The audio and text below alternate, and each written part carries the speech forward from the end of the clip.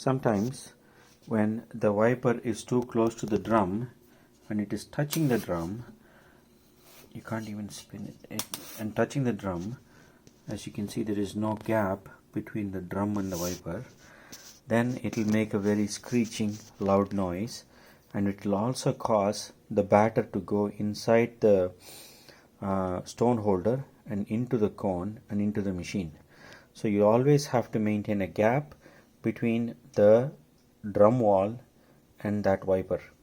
The way to do that on a compact grinder is to use a number 13 wrench and open up this nut. Okay, once you open this nut, then remove the stone holder from the machine and then go clockwise twice.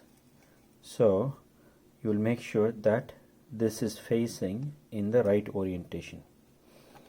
Okay, and once you do that, you tighten it with your finger gently and reinsert it to see if that has created enough gap between the drum wall and the wiper. As you can see now, there is a clear gap between the drum wall and the wiper.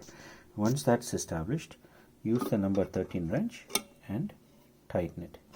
The most important critical thing is the angle.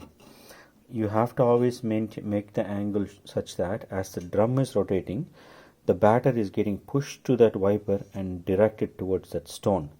You do not want the wiper in the opposite orientation. Thank you.